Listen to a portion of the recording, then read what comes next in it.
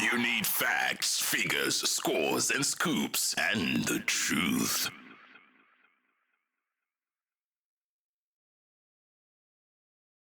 So here we are again with another show of Behind the Gloves with myself, Grant Johnson, and Andre Arendse, former goalkeepers. Today we want to chat a little bit about the other side of the fence, which is strikers, and some of the issues we have in South Africa with goal scoring. Maybe not just strikers, but because midfielders score as well. But yeah, we just want to chat about the problems that we have in South Africa. Back in the day, there seemed to be a lot more goals than what there is currently. So yeah, we'll find a few topics to chat about, and Andre, you can lead me in there and let me know what's going on with the strikers in South Africa. Well, that's the thing. What is going on with strikers in South Africa? And I suppose it's a fair question when you look at the modern game of football.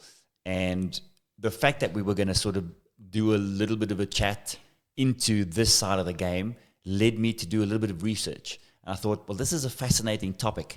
Let's do a bit of research. And I went back all the way to 1985, and I had a look at what the top goal scorers in the league were doing at the time, all the way from 95 and 85. And I tell you something, what I discovered between 1985 and the PSL era, pretty much every season through that whole period, the top goal scorer scored 20 plus goals in a season. How many games are they playing, Andre? So a lot of the time they were playing about 34 games, 36 games, depending on the numbers. And then obviously the teams sort of got a little bit diminished in the leagues and that. But I looked at the stats in general, and some were even scoring 34 goals in the season. And I went back to 1991 because that's the time when I sort of became a pro in the game, and I remember it clearly. We just got promotion with Cape Town Spurs into the NSL First Division. And our second game of the season was against Kaizer Chiefs at George Gough Stadium. And who were the strikers? Fanny Madida and Shane McGregor. And I'm thinking to myself before the game, I am absolutely going to get hammered in this particular game. But I tell you what, we went away from that game with a no-score draw. And at the end of that season, Fanny Madida had scored 34 goals and Shane McGregor had scored 24 goals. And I'm thinking, that's phenomenal. Where's that gone today? And I mean, we look for goal scorers in the modern game of football, but they're just not around, are they? I think a lot of it is sometimes it's the coaching strategies that are implemented these days. There's a lot of technical analysis, and I think a lot of teams focus on not conceding. So there's a lot of defensive structures in place, which maybe made it a little bit more difficult to score. I think also maybe come down to quality, the big presence in the box. I see week in, week out chances being missed that should be scored, and I think players can do better. And I don't know again if that's a coaching thing. Maybe as former goalkeepers, we become striker coaches. But I think we speak a lot about that, you and I, Grant, and it's a problem. It's a problem for the national team, and it's a problem that is there for all to see. And it got me thinking about why that could be the case. So remember, back in the day, we had day jobs. Everybody worked and then went to training afterwards. And I thought perhaps it's a mind thing. It's a mindset thing where the mind is active throughout the day in the workplace. And so because the mind is active, the body then adjusts to that when they get to training, when they're playing on the weekend. And of course, I'm not saying the modern day striker doesn't have the passion for their field. But I just feel that the passion for the game back then was far greater. Well, I'll tell you a story about Sean Dundee. I'm not sure if you recall him. Yeah. He played with me at the Albertson Callies, and then Gordon Eggerson was the coach and sent him to Germany. He played for Karlsruhe in Germany, and he became the top goal scorer in the Bundesliga. And he had a fantastic career overseas. And when Sean was still at school, he lived on the Bluff in Durban. And Gordon used to pick him up every day after school, take him to the local football field, which was Bayview Football Club, and would knock in crosses, and Sean would spend an hour or two every day finishing. And I'm not sure the strikers today have that type of training, individual training, of hitting the ball in the back of the net consistently every single day of the week. Yeah.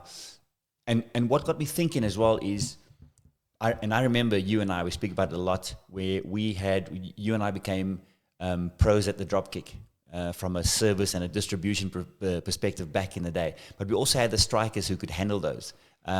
So from a tactical perspective, maybe the game has changed a lot where there's a lot of build-up play and coaches like to keep possession, that type of thing. But I remember back in the day, we sort of had our link, if you like. And my link from a striker's perspective is catch the ball, receive the ball in your hands, for example. The first look is to find the striker and set up a distribution that works from an attacking perspective. I had that link with Sean Bartlett at Cape Town Spurs and at the national team, where, for example, if I was catching a cross, he knew exactly what kind of run to make to create a sort of a direct move from an attacking perspective. At Santos, I had Jean-Marc Etier, but he wasn't the quickest, but he could hold the ball and bring others into play. For example, at Sundowns, I had Daniel Madau, who would make those instant runs for me to play those long balls. And I know for a fact that you also had your share with strikers, for example. Yeah, definitely. I think back in the day we were maybe a bit more direct. I had George Montarakis and those type of Poland Lanya, those type of players that I was targeting with my distribution. Where today is a little bit more. I think that we're playing a little bit more from the back, but I still don't think that's an excuse to not score goals. If I look in the English Premiership, those teams play from the back, they build it up, but they're still scoring 25, 30 goals a season, 35 goals a season. And it's even midfielders that are scoring 20 goals a season. So I don't think that way of playing is an excuse not to score goals. I just see too many goal-scoring opportunities week in, week out, inside the penalty area, and players are missing. I'm not saying just strikers, I'm saying players in general are missing. There's games that I've watched recently where I think it was easier to score the goal than to miss, and somehow we don't score. I don't know if it's the passion to hit the back of the net or if it's not enough one-on-one training, individual training. I'm not sure what it is. But yeah, back in the day there were strikers who, as goalkeepers, we were scared of. Technical ability for me, I think, is key, because you have to, as a striker, and I say this as a former goalkeeper, but you and I both came up against some quality strikers in our day, and we've seen their ability and what gives them the tools to score the goals that they have scored back in the day. And I think it's very difficult to understand, because back in the day there was not as big a coaching component in terms of technique, ability, and that type of thing, to fix certain things or flaws in a striker's game. And I know it's difficult for you and I to be talking about strikers, that we don't have a striker with us today, but we see it every day out there, whether it's local or whether it's an international strikers you're talking about. I also just think that and you can't compare the local game, I suppose, to the European game, and you speak about the English Premier League. You see a lot of patterns of play. The game is built around patterns of play, and patterns of play with an end product. So it's get it up as quickly as you can, but through the different lines. And I think that's maybe a missing link in the modern in South African football right now, is that perhaps not enough emphasis is placed on patterns of play leading to an end product in the game. Andre, you said that there's no strikers yet today. I was a striker before I was a goalkeeper.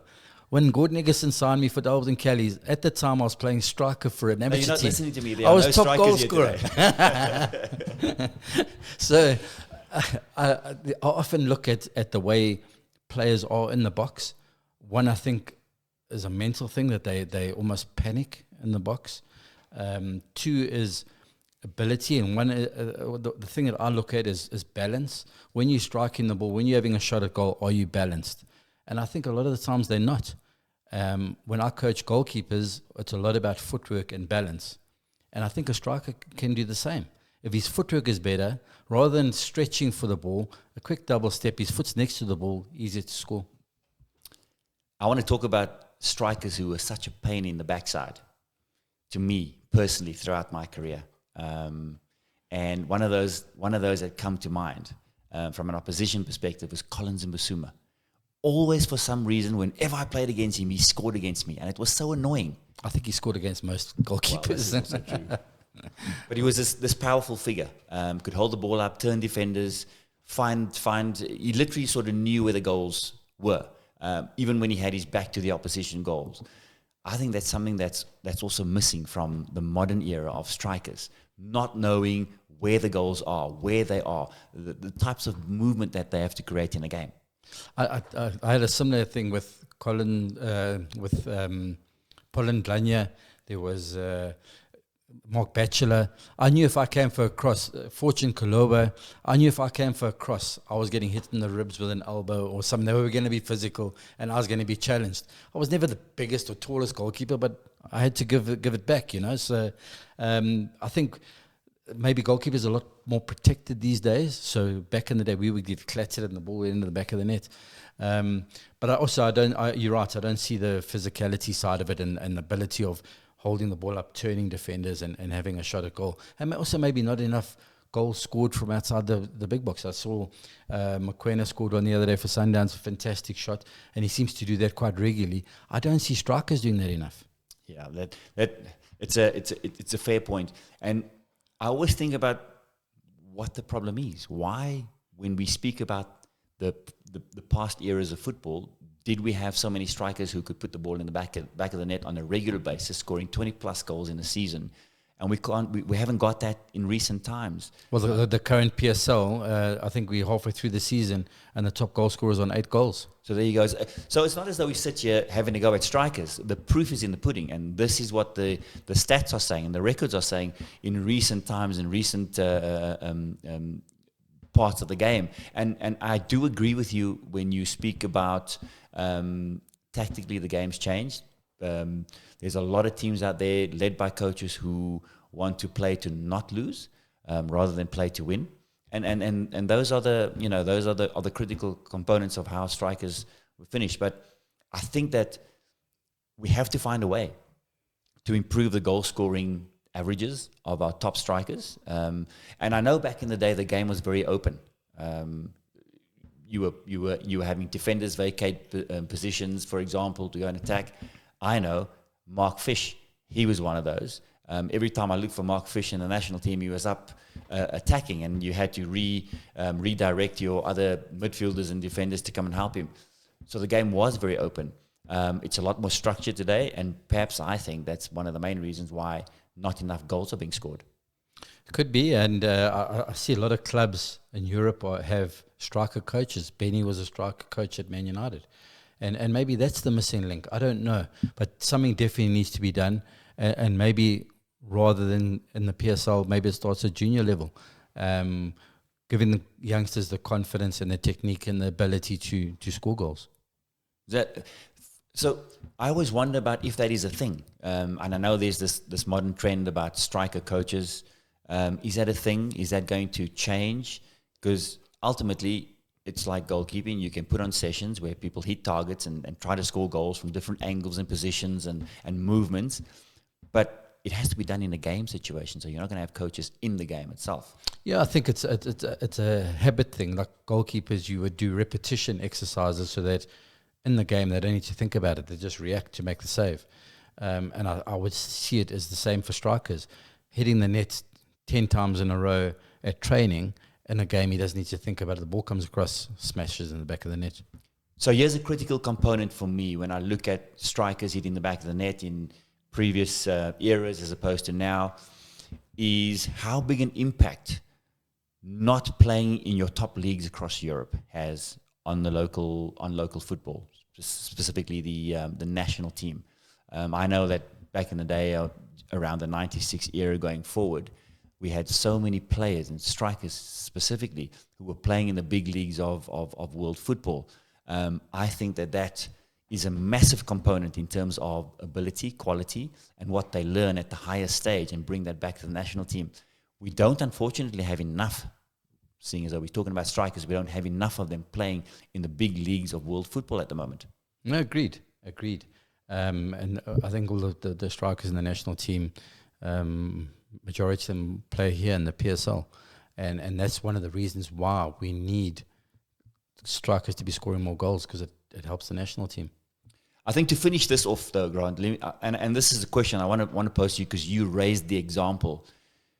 are we saying then one way of fixing this is to do what Gordon did, where coaches are taking strikers for extra work every single day, perfecting their craft, getting into the back of the net so it becomes a norm for them when they step onto the field? Absolutely. It's got to be individual training. The players have got to want to do it first of all, because you can't keep forcing them to do it every day. So a youngster, 17, 18, 19, even 20 years old, should be working on that art every single day, scoring goals, getting into the habit of hitting the back of the net. And we know where the money is earned these days. It's the guys hitting the back of the net. You and I should have remained strikers back in the day, though. Absolutely. Omni Sport Africa.